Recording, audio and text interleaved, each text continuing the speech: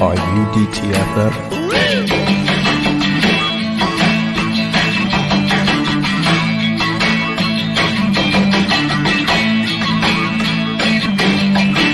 Once again, here's Drinking and Talking Fantasy Football with your host, Jake Trowbridge and Dustin Lunt.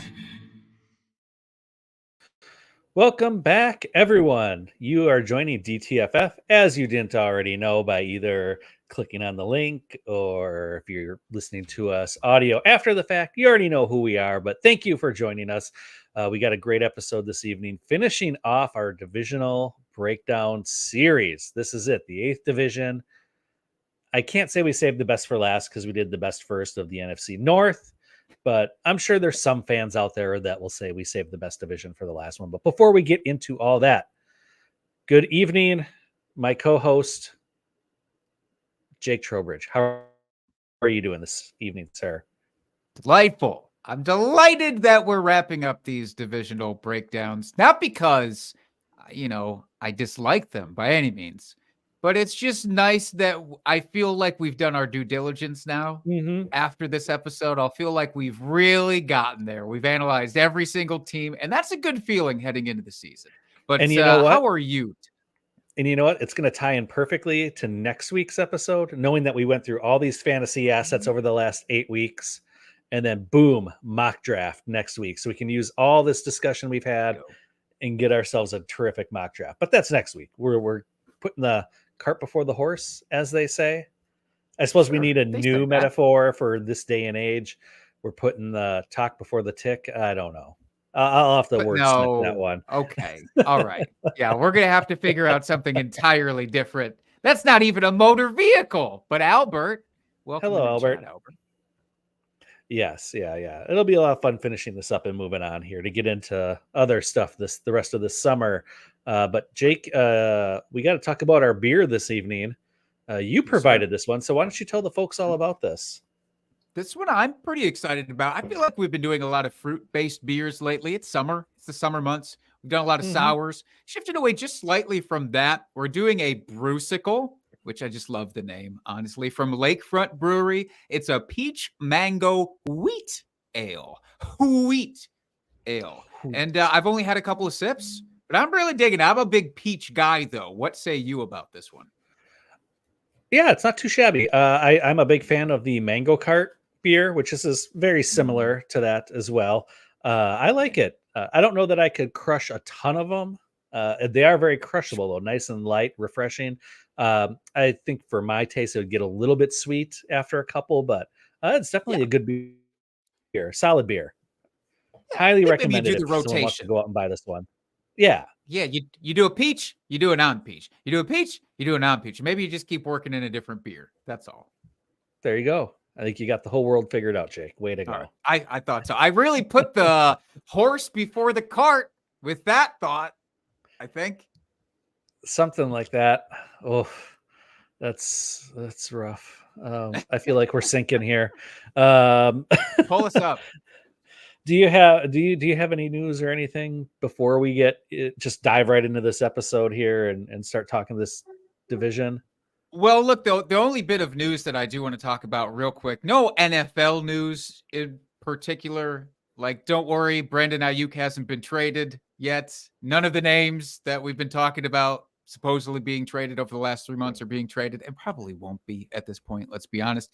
But non-NFL news, I am very excited. I know you're very excited as well for the Scott Fish Bowl, which is on the horizon here. So Scott Fish Bowl, if you don't know what that is, it is a now, 2,500 plus entry tournament of fantasy footballers near and far that do this thing for charity. It's a giant fantasy football tournament. We love it. Every year we'll be participating, and in fact we'll be doing a live draft in Madison, Wisconsin coming up on Sunday.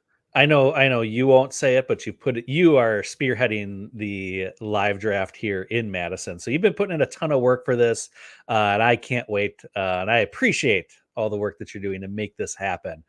First year in Madison, so this is going to be a lot of fun. I can't wait. Get to see everybody from the area. Who knows how far and wide people are going to drive or fly in possibly to Madison to do this draft. But Yeah. I'm excited to see all of our fantasy football friends there and meet some new ones. It's going to be a great time. I can't wait. Absolutely. So any local-ish listeners, viewers of this, come hang out. It's going to be Mhm. Sunday the 7th at the Great Dane in Hilldale is where we'll be live drafting. And if you don't want to do that, or if you're not close enough to do that, I would still encourage you to sign up for Scott Fish Bowl. You never know, you can still sneak your way into the tournament here at the last minute. So just wanted to call out. Yeah, absolutely. That is a great call out. And if you didn't get a chance, definitely check out the potathon that happened over the weekend. That was a great time. I know, Jake, you were on it, what, noon on Sunday, and I was on at 3 a.m. on Sunday. Picked Night the different hours. times, but it was a lot of fun. Potathon after Always, dark. yes, always appreciated to be asked to be on it. So if you haven't checked that out, it's literally 36 hours of just fantasy football talk, talking about the Scott Fish Bowl, fantasy cares, all that good stuff. So definitely check that out. I know all the links are on YouTube. I think they had to break it into 5 parts this year. So yeah, definitely check that out. That was a good call out, Jake. But let's get into it. No drunk trades. We'll save those starting next week. We will have drunk trade again. We'll be back with it. So yeah, we're just gonna skip that this week. Get right back into the division, and let's just go right down the show sheet here. We're gonna start with gross, end with gross. Yep.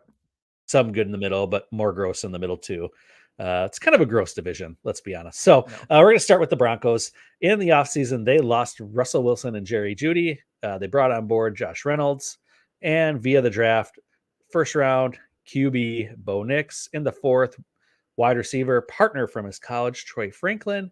In the 5th round, running back Audric Estime. And in the 7th round, Devon Vele. So, Jake, the Broncos kind of in this rebuild. They got rid of their franchise quarterback that they traded for. What are your thoughts with this Broncos team? Well, I mean, big elephant in the room is just what you said. They traded away Russell Wilson to continue paying him like $40 million to play for another team, to play for Pittsburgh. That obviously puts them in quite a bind. When you're in a rebuild and you don't actually have money to rebuild, that makes things pretty hard on you. So you could say that they attacked the draft. I don't really like that phrasing because it makes Sean Payton and company sound like they did a smart thing in the draft. And I don't think that they did. I know we're going to talk about the rookies do play a big part of this team, I think, and especially for fantasy.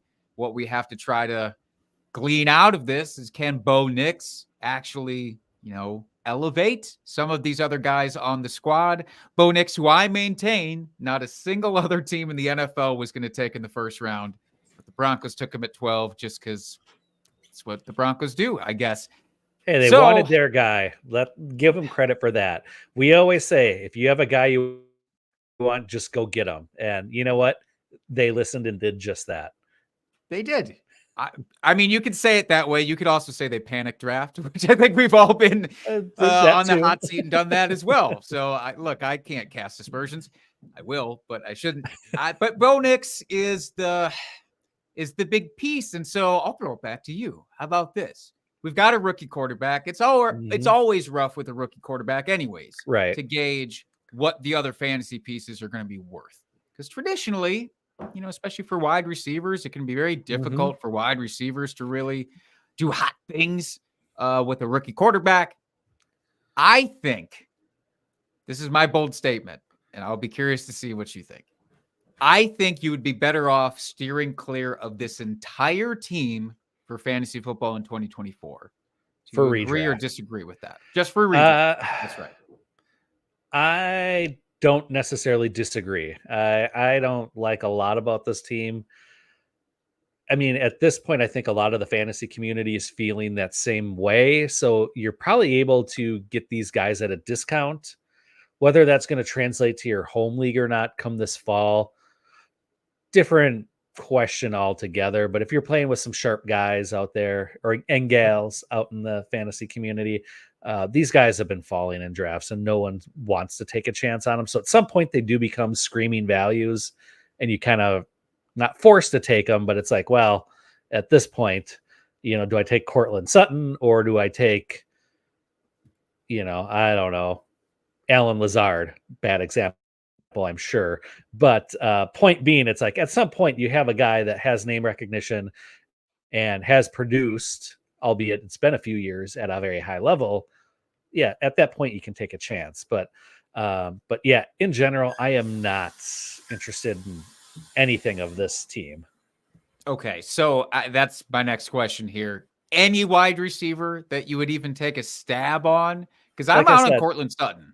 Like I said, if Cortland Sutton fell super late in our home league, maybe I would take a shot at him.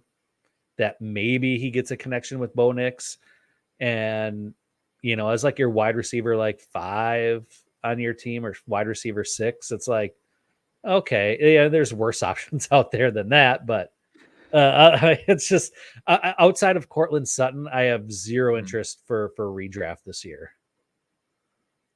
Yeah, like I wouldn't even. You mentioned going through the draft list or going through the add-ons, I should say, really in general. But Troy Franklin drafted 4th round receiver. He has a connection with Bo Nix. They've played together before. And yet, do I want to trust a rookie quarterback, rookie wide receiver combo in this year of our Lord 2024? No. I'm not gonna be crazy. Not even like I won't even be crazy like a Fox and draft Marvin Mims. And I love Marvin Mims, but he already had the cards stacked up against him before this. It's rough.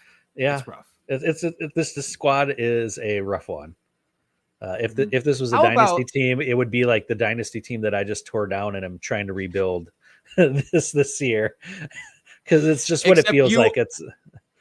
Except you owe somebody else in your league $30 a week. That's right. Yeah, you have to pay them $30 a week just to be able to stay in the league too. That's the other. Yeah, that's the other deal. Exactly. Okay, you mentioned this in the show sheet. I do think it's interesting because if there's anybody for this year that I would even take a stab on, because he's going to go so late, it's Greg Dulcich.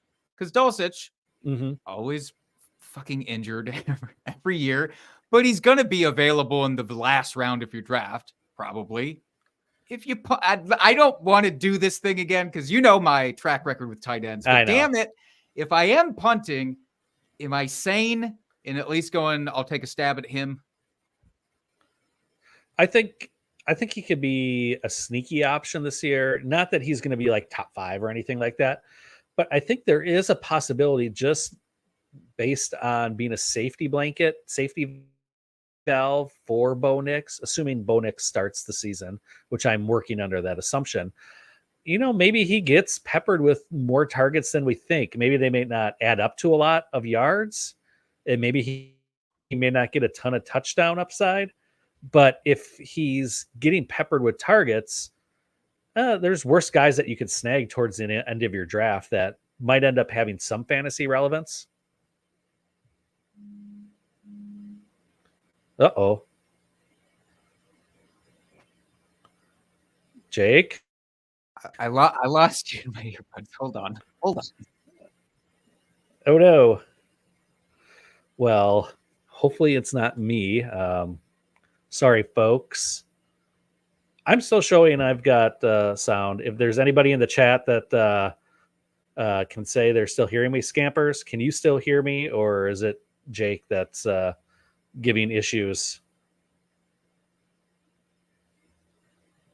Anyone? Oh, I think we lost Jake again this week. Well, I'll keep moving on here, and we can get back to Greg Dulcich when Jake returns. Bo Nix, is he a long-term dynasty solution at QB? And realistically, what is his ceiling? I don't know that he is a long-term solution. I know the Broncos drafted him very high, and they seem very high on this guy. But I at this point, QB3 on my squad. If I was really desperate, maybe he'd be QB2, but I would not be feeling comfortable with that. Is he going to get the leash to be a long-term starter in this league? I don't know. With Sean Payton, I mean, they wanted a younger guy. This is who they went after and drafted super high. So I think the Broncos are in on him at this point, but we know how quickly that changes. We've seen that with Justin Fields over in Chicago.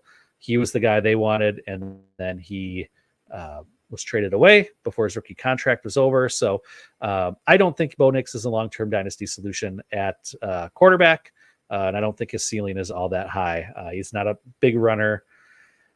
We don't like his weapons, so he'd be a low-end QB2, I think. There's much better options out there. Okay, I think that wraps up the Broncos talk here.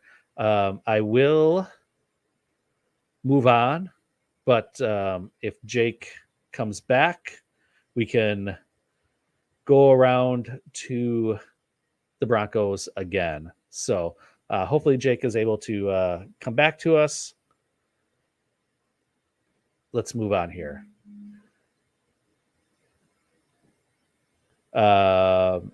Next option, our next team, I should say, we will go to the Chiefs. They lost this office season. Blaine Gabbert, Jerick McKinnon, Mecole Hardman, Richie James, MBS, and Blake Bell. And they brought on board Marquise Hollywood Brown, Carson Wentz, and Irv Smith. And in the draft, in the first round, wide receiver Xavier Worthy, and in the fourth round, Jared Wiley. So the Chiefs, they are an interesting team. They're going to win the AFC West, I don't think, without question, unless for some reason Patrick Mahomes gets hurt, which, by God, we do not want that. But they keep trying to add weapons to their squad. They're trying to find that replacement for Tyreek Hill, basically. They brought Marquise Brown, speedster, hopefully can kind of replace Tyreek, but then they also drafted Xavier Worthy, another wide receiver, early draft pick like they did with Rashee Rice, which we haven't talked about at all. With his possible suspension coming up. So we can dig into that here in a minute, but I'm expecting good things for this Chiefs squad here this year and all fantasy assets involved, especially Mahomes and Kelsey. I do think these guys are going to be bounce back candidates this year. Not that Mahomes and Kelsey had bad years, but it was bad or subpar compared to what they normally do and what we see out of them each year. So I'm expecting them to get back. And it wouldn't surprise me if Kelsey is the tight end one and Mahomes would be top 3 quarterback option come the end of the season. And I think this is a good year, especially for redraft, that if you are interested in getting these guys, that you're not going to necessarily have to spend a super high pick on either of them. They might fall a little bit from where you're going. So if you're at the end of the first round, into the third or fourth round for Kelsey, I mean, I think you can get these guys at a bit of a discount, which will pay off. I would definitely be interested in them if they're sliding a little bit in the draft and taking that value on them, because I do think that they are going to bounce back this season. So, yeah, Mahomes and Kelsey, good values for this year. The wide receiving group. Now, this is where it gets a little bit dicey here. Kelsey, number one option on this team, as always.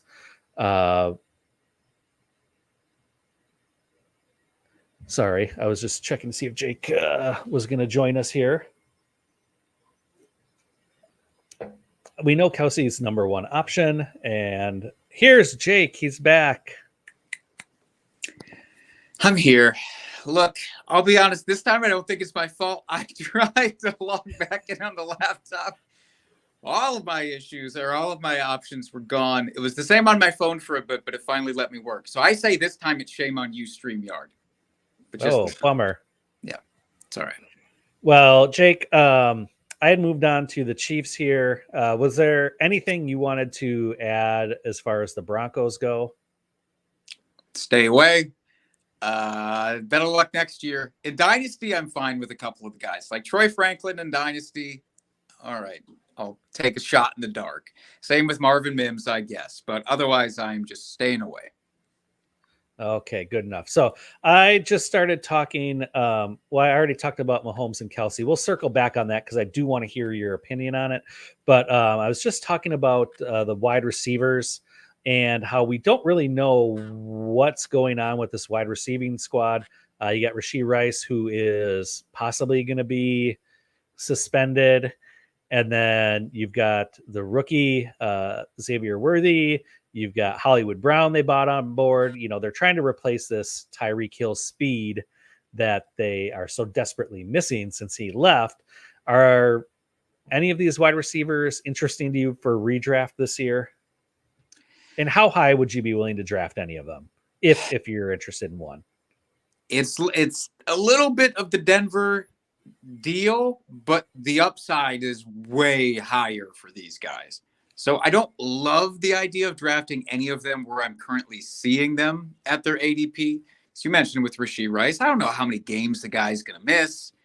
If he misses, 2, then fine. I'm in on Rashee Rice, and I'll draft him and have him sit on my bench for those 2 weeks and not worry about it. If it's longer than that, I don't trust it. I mean, remember the DeAndre Hopkins suspension a couple of years ago, and he missed 4 games?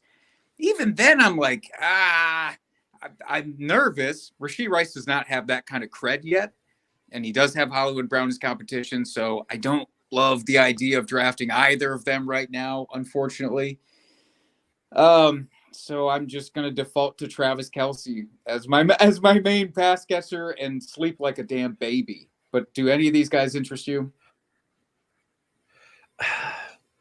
I am mildly interested in Hollywood Brown. I think for some reason I just have a feeling he has the inside track with these wide receivers as being the one guy that can kind of step forward. Am I willing to invest a higher draft pick in him? No, I hope he falls a little bit, but he would be really the only one.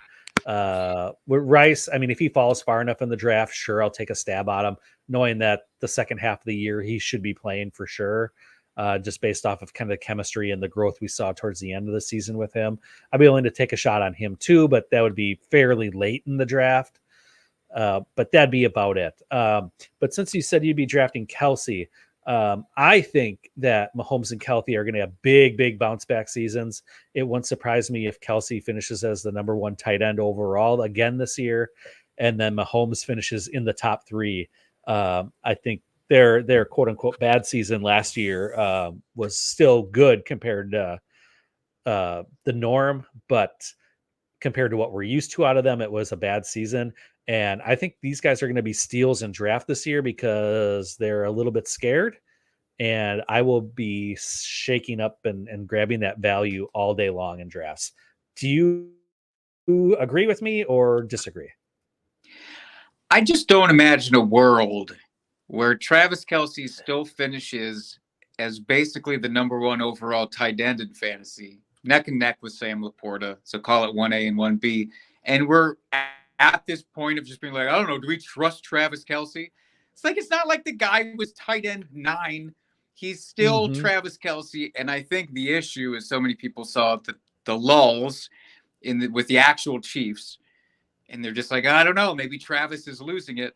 But Travis came back for the actual playoffs. Like for non-fantasy games, after the fantasy season was over, we still saw Travis Kelce looking like elite Travis Kelce. So it's not like he just hit a wall and kept going down. That I get. Like if he ended the season with that rough patch too, then I understand it because it's like he's old and maybe he hit a wall. But I don't think he did because he bounced right back already after we stopped paying attention for fantasy purposes. So I don't have any worries. Mahomes, it was always a little bit unsustainable, I think, for Mahomes to finish as like the number 1 or number 1 to number 3 because he doesn't have the rushing upside that some of these other guys do. It's not like he doesn't run at all, but he doesn't have Lamar Jackson range of outcomes for his rushing upside. So it's always a little tougher for him. But yeah, I'm backing on both fully, and I won't hesitate. Would you, if you're sitting there in round 2 and Travis Kelce is available, do you smash that button or do you have hesitation? I don't know that I would draft him in round 2. It just in a regular redraft league. I'm just not a guy that likes to take tight ends that early. So I would probably pass. Fair. But I wouldn't necessarily, take anybody to task for doing that either. Yeah, well, don't take me to task in our redraft league, in our home league, because that's probably what I'm going to do, because I'm at that point. Do I do Travis Kelce in round 2, or do you wait and try to get, Trey McBride in round 3, maybe early round 4? Like, to me, Kelce is a much safer option than some of these guys who, even myself, I'm really high on some of these other tight ends, but they all come with a lot of risk, I think. Whereas Kelce maybe has less so than some of those other guys. So, but yeah, Mahomes, I mean, is he in your top 5 QBs for this year? I believe so. I started working on some rankings for redraft here over the weekend, and I believe he is probably like 4 or 5 for me. Without pulling him up, I couldn't tell you for sure, but yeah, I mean, easily in the top 5. Easily. Yeah, so it's much ado about nothing, I think, for all these other guys. Maybe we'll finally get their actual value in fantasy. Like we'll get a nice discount for once, because that doesn't happen with either of these guys really ever. So I think we should just be excited. Yep. And then last thoughts here with the Chiefs, Isaiah Pacheco. He is currently being drafted as the RB11. I believe it was 48th overall, so end of the 4th round. Is that overdrafted for him, or does that seem appropriate? I think it's appropriate. Isaiah Pacheco's a really good running back. They didn't add anybody that we should be concerned about to their backfield. CEH is still lingering on as presumably the number 2, maybe still. I don't know. Jerick McKinnon's even gone to take away, to give him some extra boost, maybe in the pass catching department. So I think that's perfect for him. I don't have a bullish argument to be like, he should be RB5, but I also don't think you should be just skipping over him. So he seems really fairly priced. Do you have concerns about him or his role, I should say? No, not really. It's just when I see RB11, that seems a little high. But then when you start looking at guys that are going like right after him, it's like, yeah, that makes sense. Like he's still young. Guys that are going after him are like Aaron Jones, who we love, but getting a little bit older. New team, we don't quite know 100% what that role is going to be. You get guys like Joe Mixon, who we are out on essentially for fantasy football. Just because of our biases towards him, so you're getting into guys like that where it's like there are more question marks than what Pacheco offers you. So I do feel like that's appropriate. But when I saw that, I was like, RB11. I'm like, that just, I don't know. It doesn't sit right, but it's appropriate. Yeah. All right. So no hot takes there. No hot takes. No. All right. Let's move on here. I mean, that was the highlight of the division right there, folks.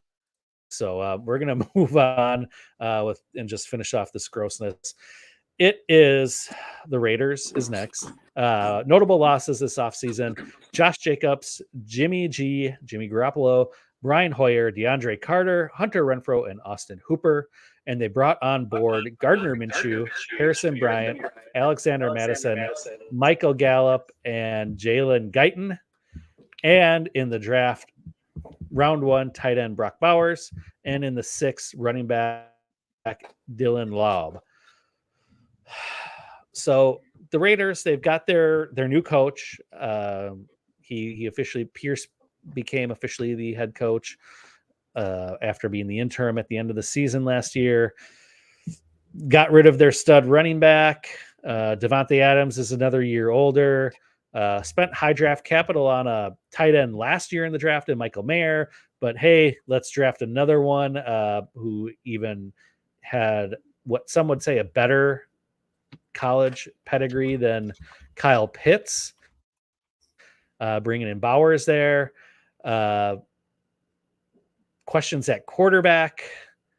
I guess, Jake, I know we said that the Broncos were pretty gross, but this is also very gross. How do you feel about this team and their supposed fantasy assets? First of all, let me point out for our audio only listeners, I just did a perfect cowboy switch back into my normal setup for the laptop after futzing with StreamYard. I just wanted to point that out. I thought it was cool. It's less cool when you talk about it. I get it, but I don't care. Anyways, back to this team. And frankly, this division, this whole division is gross. This entire division has so many gross spots. And the Raiders continue the trend. Because I think my issue with the Raiders is everything that you said. And it's what role do all of these guys have with the new offensive coordinator, more so than the new coach or the coach who was half a year into his tenure at this time last year. I would say Luke Getsy scares me the most because with the Bears, he did a lot of 2 tight end sets, that sort of thing. And so we go, well, hopefully they draft this stud or hopeful stud, Brock Bowers. Hey, this guy's got a game plan on how to use him and Michael Mayer. You pointed out, second round pick just last year. Hopefully both of those guys can get used a lot while Davante Adams still gets his. But Jacoby Myers is a really good wide receiver, kind of an underrated wide receiver, frankly. And that throws a lot of cans of worms into the mix. Not even just one, multiple cans of worms into the mix, I think, with this offense. Yeah, that goes into our first question. Are you interested in any receiving option outside of Davante Adams or possibly Brock Bowers? I'll throw him in as a receiving option. I mean, is Jacoby Myers someone that you'd be interested in a little bit later in drafts? No, because I don't trust the offensive coordinator change. So right when we were starting to appreciate Jacoby Myers, I think for fantasy, this OC change gets in there and mucks up the works. Where like, I don't trust Luke Getsy to be able to utilize both of those receivers and both of these tight ends. So if I'm going to, I'll still draft Davante in top 10. Is he still top 10? He's got to be very close, if not outright top 10, I think. Let me pull it up while we're chatting here. Okay. So even in my personal rankings of Davante Adams, I don't think I could get him much further down than the 10 spot just because he's Davante damn Adams. So I would say Brock Bowers is not for me in redraft. In Dynasty, I'm all about him. He's not for me in redraft, so I'm not even going to take him in 2024. So it really just becomes how high do I draft Davante Adams and then leave everybody else in the dust, I think. If he's going outside the top 10, Davante is probably going to be a smash for me. Yeah, Davante Adams is currently wide receiver 12. Yeah, so I will draft Davante Adams happily this year. But that's it out of the receiving option. So would you take Brock Bowers? Again, I am not a noted tight end expert. Would you? I would draft him, but it would not be early. I mean, he would probably get drafted for me somewhere like Jake Ferguson's kind of like my through line of like if I'm totally punting the position or not. So if Jake Ferguson gets past me and Brock Bowers is still on the board, he'd probably be one of my next candidates, but I wouldn't want to be drafting him early. And honestly, at that point, you're not. But I think come redraft season, he's going to be going a lot earlier than that area. So he'll probably just be off my board because he's going to be going too early. He's going to be one of those guys that I think he shows off in training camp with those spectacular like one-handed catches or makes an amazing catch in the preseason in very limited action. And then the hype train gets going and it just won't stop for him. Yeah, it's like, what if he just ends up being Dalton Kincaid from last year? You got some usable games out of Kincaid, although that was due to an injury ahead of him on the depth chart, frankly. But that could be the same situation for Brock Bowers. There's no guarantee. I would take Jake Ferguson 10 times out of 10 above Brock Bowers because I believe in his target share and his consistency more than I do for Brock and his Bowers. Great name. Yeah. and his great alma mater. I mean, it's all coming That's up right. Millhouse for Jake Ferguson. That's right. So we've been talking about all these receiving options. So who is going to be the starting quarterback that's going to be throwing in the ball? Is it going to be Minshew or is it going to be Aiden O'Connell? And depending on who gets named the starter, because I'm assuming they'll name someone once preseason gets going here, hopefully before we draft for redraft here. You know, if you're drafting a little bit later, like we do, hopefully he's named or a starter is named. But who would you rather see at the helm and any interest in drafting them? I'll answer the last question first. No interest in either of these guys. Don't care. Don't care who their starting QB is for Not even my if it's QB Minshew? slot. Nope, don't care. I will not take Gardner Minshew because I don't believe that if Gardner Minshew wins the job right away, that there isn't a really decent chance to go back to Aiden O'Connell at some point during the season. Gardner Minshew, I like Gardner Minshew and I love his story. Right? He's a fun personality, just an interesting dude to root for and all that. But no, I don't want his fantasy stuff on me because even his best fantasy days, you got a couple of top 12 weeks out of him, but it was peaks and valleys with him. I'm not messing around with it. For the rest of the team, I want Gardner Minshew to be the quarterback, though. I think he raises the fantasy values of everybody else. So I'd rather that. God, it's not good either way. It's not good either way. No, but I'm in complete agreement with you. I'd rather see Minshew than Aiden O'Connell there. Last question here for these Raiders. Zamir White, Josh Jacobs, as we said, came over to Green Bay here, joining the good side. Do you expect him to be in control of this backfield as the RB1 of the team? And when I say have control, like, you know, a 70-30 split, 80-20 split, like really be the guy on the team, or with them bringing on Alexander Madison in the offseason, is he going to play a larger role than people expect? And are they just going to kind of eat into each other's fantasy value? I think Zamir White will be the guy in heavy quotes, but he'll be the guy in, ironically, the way Alexander Madison was the guy for Minnesota last year. I feel like it's a similar type of trap. It's just kind of coincidental that that's now his teammate there. And it's not because I think Alexander Madison is this massive talent, because obviously, again, last year he didn't look great. I just don't believe in the talent of Zamir White enough to say that, oh, yeah, he's going to get 70% of touches.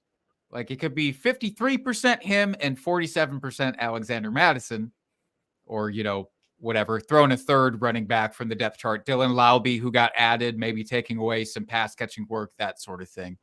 So I just don't have full confidence or even close to it. And Zamir White's going too early. He's in the running back dead zone, which is like rounds 5 through 9, basically, traditionally for running backs. And I'm steering so far away from him. But if you're looking at him versus James Conner, you know I'm going to take James Conner. If you're looking at Zamir White versus, God, who's one of these other guys going around that area? Actually, he's probably going well ahead of James Conner. How about this? Would you draft Zamir White? So I'll tell you right now, Zamir White is going 21st overall. Oh, go ahead. Sorry, go ahead. Okay. So Zamir White is currently going RB21 off the board. James Conner, who are you said? James Conner is RB27. Give me James Conner 1,000 times out of 1,000 then at that extra discount. So Zamir White to you, Dustin, would you take Zamir White or would you chance it? Let's just throw out an interesting guy that I don't think anybody really wants to have on their team, but might be forced to have on their team. Tony Pollard. Would you take Zamir White or Tony Pollard? Oof, I would probably take Tony Pollard. I mean, when I'm looking at the guys going after Zamir White, I would pretty much take all of them. Here's the list going right after. You got Najee Harris, DeAndre Swift, Jalen Warren, Jonathan Brooks, Zach Moss, James Conner, Raheem Mostert, Tony Pollard. I mean, I would pretty much, I think, take all of those guys over Zamir White. Yeah. Yeah.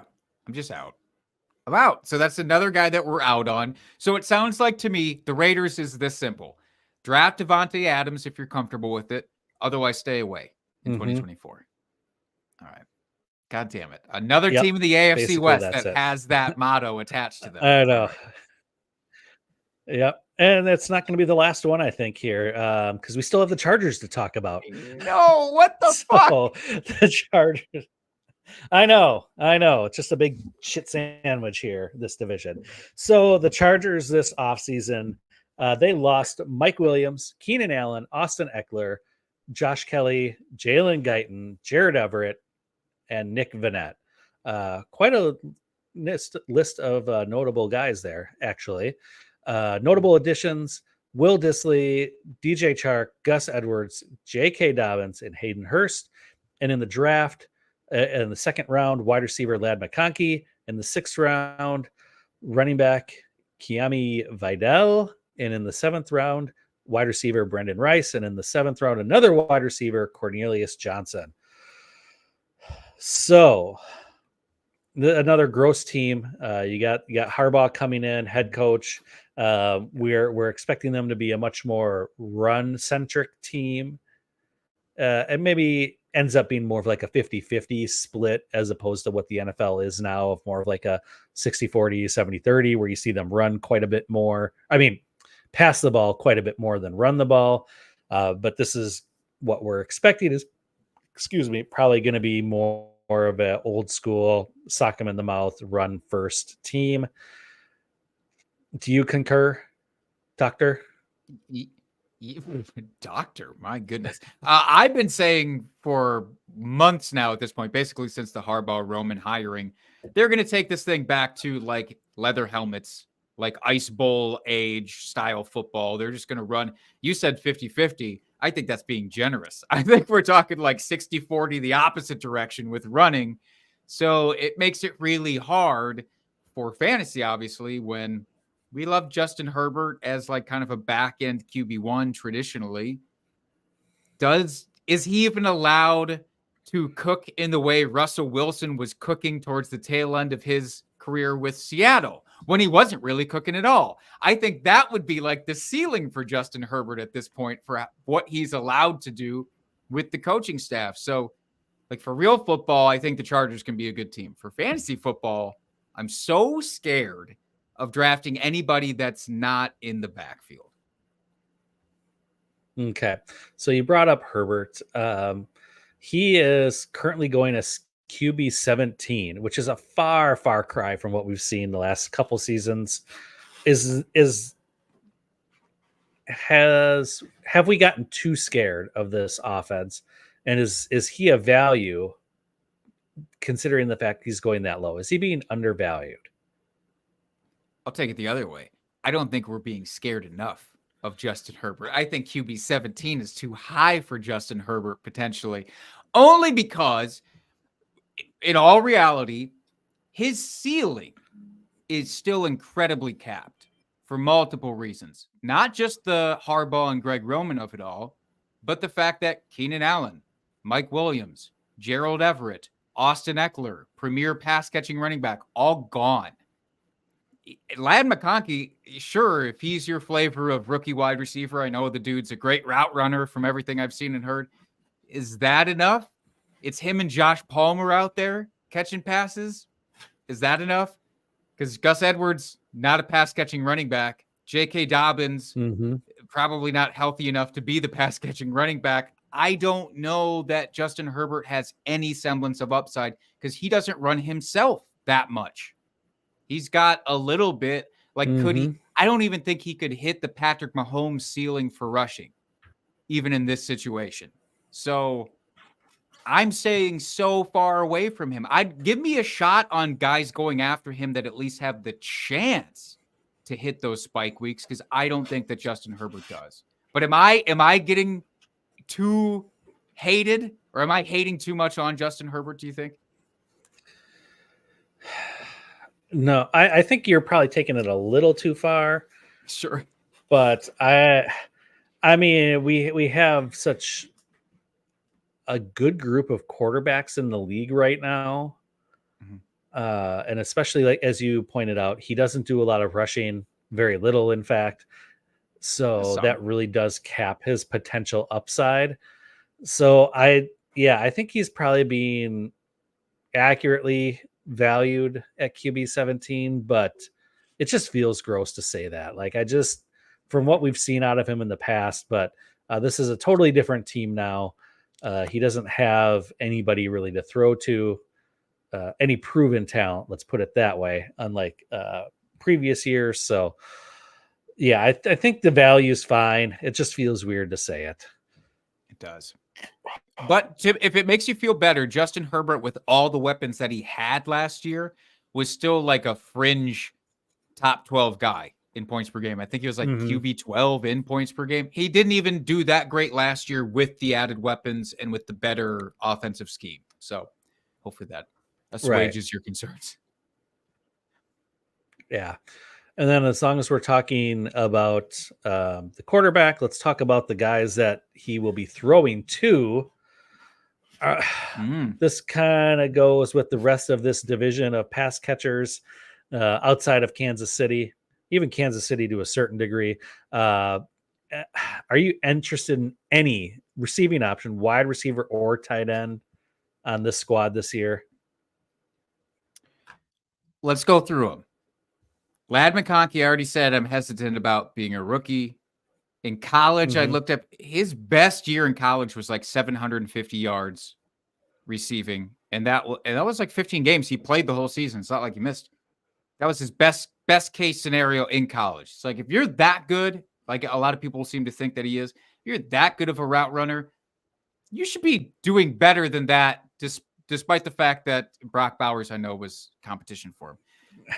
Quentin Johnston, we saw Quentin Johnston last year. No, thank you. Yeah, I'm going to go ahead and pass on Quentin Johnston this year. I will say I've been taking Quentin Johnston a lot in best balls super late. Okay. Because I'm like, what other options do they? I mean, there's no other like proven options on this team. So I'm like, I will take a stab in best balls on that guy, assuming he could take a step forward. Because we're so used to wide receivers just coming out of the gate. The Jamar Chases and Justin Jeffersons and Puka Nakuas of the world, they have fucking killed expectations as far as what wide receivers should do in their first couple seasons. So while Quentin Johnston looked terrible last year, I'm willing to give the guy a pass. Hopefully he got his head on straight. I know what was going on last year, but considering this is a wide open wide receiver room, I do think there is a real chance he could take a step forward this year. And like I said, for redraft or for best ball, I've been scooping it up a lot really late just because he's been falling so far. And in best ball, you know, where you don't have to set lineups, it's like, yeah, he has a spike week, you're set. And I do think he has that potential upside. Do I think it's guaranteed? No, but I think he's a good trade target for Dynasty as well, if people are willing to give up on him already. Because I do. I think there's an opportunity there for him to get on the right path. For redraft this year, though, I'm probably not going to invest in him. Hopefully he's sitting out on your waiver wire and you can pick him up if he flashes a little bit and able to snag him there. But I probably wouldn't spend a draft pick on him. But I cut you off, Jake. Continue on. No, I don't even hate what you're saying with Quentin Johnston. And in best ball, I can appreciate it because my question to you is going to be, when you're on the clock in best ball late rounds and you don't have to worry about setting your lineup, like you said, and you just get the best scores of the week, between him and Josh Palmer, I'm still going to go with Josh Palmer, though. Because for Quentin Johnston, it would be one thing if all things were equal in terms of the coaching staff from last year to this year. Go, all right, I'll give Quentin Johnston another chance. He was supposed to be a project wide receiver. All right, I'll go into it. But they changed coaching staffs and changed the scheme so much, again, to more run heavy, where it's like, that's two thus far shooter, two red flags for Quentin Johnston that I don't want. Whereas Josh Palmer, he was actually pretty damn good in filling in for Mike Williams and then Keenan Allen too when he got injured halfway through the season last year, where it's like if they're just going to run and then pass, I'm going to bet that deep pass goes to Josh Palmer more often than not. So like maybe I'll just take the stab on him. That's my approach to it. But it's not great either way. No. Doesn't feel good. No, none of it feels good drafting any of these guys this year, unfortunately. And then let's finish off this division with the big question mark, because we know they're going to be run heavy, or we're expecting them to be run heavy. Of the plethora of running backs they have on their team, which one are you most willing to draft? And here I'll just name them off because there are a spattering of guys. You got J.K. Dobbins, Elijah Dotson, Gus Edwards, Jarrett Patterson, Isaiah Spiller, and Kamini Vidal. Who are you going to be investing in this offense if you had to choose one? There are two that I'm okay with. Everybody else I don't want. That's Gus Edwards. That's Kamani Vidal. I want both of those guys. Kamani Vidal is my preference out of the two of them, but I'll try to get both, honestly, if I can, because that's how run heavy I expect this team to be, where I think both guys could actually end up pretty usable when everything's said and done. But the coaching staff cannot shut up about Kamani Vidal and like, can't believe he was there waiting for us in the later rounds. And, you know, he was people I trust a lot more than myself to judge college tape are all in on the guy, say that he fits the scheme very well. I think any actively healthy running back would fit this scheme pretty well. And Gus Edwards, True. The reason I give the edge to the rookie is that Gus Edwards, I mean, he is 29.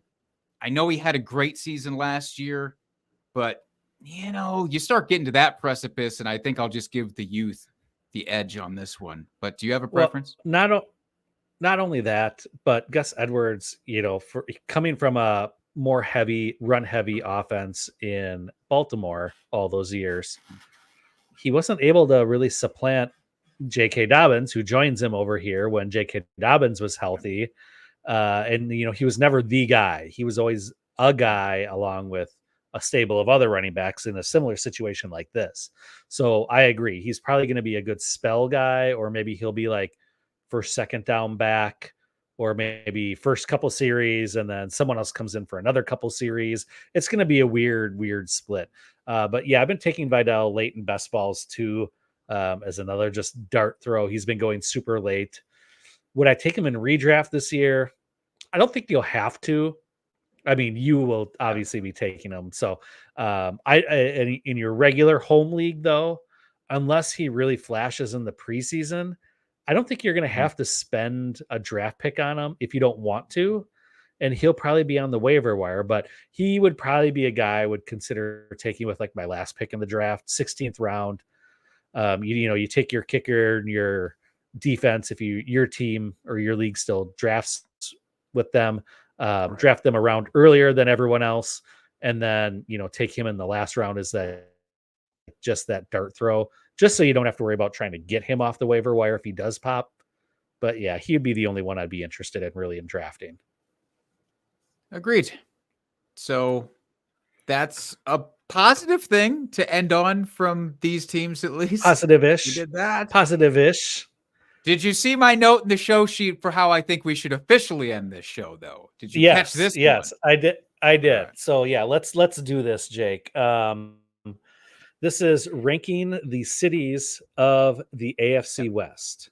So we've got If Denver, you've never listened to this show before, by the way, let me just say this, Dustin. If you've never listened to the show or seen the show before, typically we try to rank like positional groups within the divisions. We're like, all right, rank your top 5 wide receivers or running backs. This division is so piss poor that I couldn't even force us to draft the top anything of any of these positions. Well, and you know what? It's nice to switch it up a little bit and have something different to talk about than just. I mean, we already talked about all the fantasy assets, and like you said, it's a pretty poopy division. So let's end it on something hopefully fun. So Jake, we've got Denver, Kansas City, Las Vegas, and Los Angeles. Some really solid options here, and some interesting ways you can go about ranking these if you so choose. So Jake, how are you going to rank them? Oh, it's interesting because the reason that this came to mind is because I've experienced time in every single one of these cities. So I've either lived in those cities, know somebody who lives in that city and has visited a lot, or in the case of Vegas, am just a white 30-something dude who knows that Vegas used to be a haven for stupid antics back in the day. And so I had a lot of trips out to Vegas. I will start from the bottom and say that I think after a lot of thought, Vegas is my number 4 on the list. Ooh, I'm done with take. I'm done with Vegas. All right. I'm a 30-something man. I leave that to your 20s. Okay. And occasionally, sure. Even now, if somebody says, like, hey, we could go spend a weekend in Vegas, just, we'll just have a bunch of friends go out and have a good weekend in Vegas. Fine. As long as it's a weekend. And I'm talking 2.5 days max. That's it. That's all I want out of Vegas anymore. So then I will move up to the number 3 spot, which is Kansas City. I like Kansas City. Don't get me wrong. I really do like Kansas City. I have a really good friend who lives out there. I've visited plenty of times. The barbecue is dynamite in Kansas City. I would like to get out to their stadium at some point because I do think that's one of those bucket list stadiums to check off. But then number 2, I'm going to put LA. I lived in LA for a year. It was a great time. Great, just fun, weird kind of vibes everywhere. And Los Angeles is so big and expansive, and there's beaches and there's anything that you could want, especially for a relatively short time. But Denver, man, Denver kind of has it all for me. So I'm putting it at my number 1 spot. It's just, if you're into hiking and those type of events, it's out there. I'm not, but it has plenty of other things. It's like a good mix. It's like a good mix of like a coastal vibe, but like Midwestern amenities that I really appreciate in a city. So like long-term living, I'm going Denver. So Denver, LA, Kansas City, and Vegas is my order. What's yours? Jake, I'm going to tell you, we don't have one of these the same here on this list. We are totally at odds with our rankings. So I have LA is number 1. LA is number 1. Okay. I've never been to all these cities except for Vegas. That's the only place I've ever been to. So LA is number 1. It's on the coast. You got the ocean. It's 80 degrees all year long. You got Hollywood out there. You see the stars. You've got all the food you want. You got fresh seafood right off the coast. Just, I know traffic is a bear. That can be kind of a bitch, but for everything else that LA has to offer, that's number 1. Number 2, Vegas. Yeah, I'm going Vegas number 2. Wow. And I'm not a big gambler. That's the thing. I'm not a big gambler, but again, Vegas has become very much a food destination city. A lot of great chefs are out there. So if you're looking for food, and it's where one of my favorite movies was taking place, of Ocean's 11. So I'd have to go visit all those spots. But no, Vegas has become a great foodie city. And then you just have the party atmosphere. It's always fun. But there's plenty of other things to do there as well. Number 3 for me is Denver. And number 4 is Kansas City. As you said, kind of with Vegas, you go spend like 2.5 days there and that's your limit.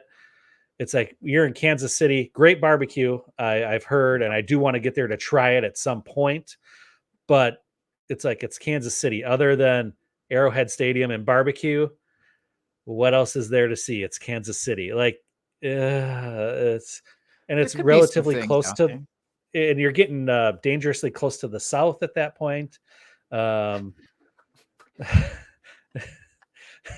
Dangerously close. So I mean, then that's just me. But there's my rankings. So yeah, we are not even close on the same page here.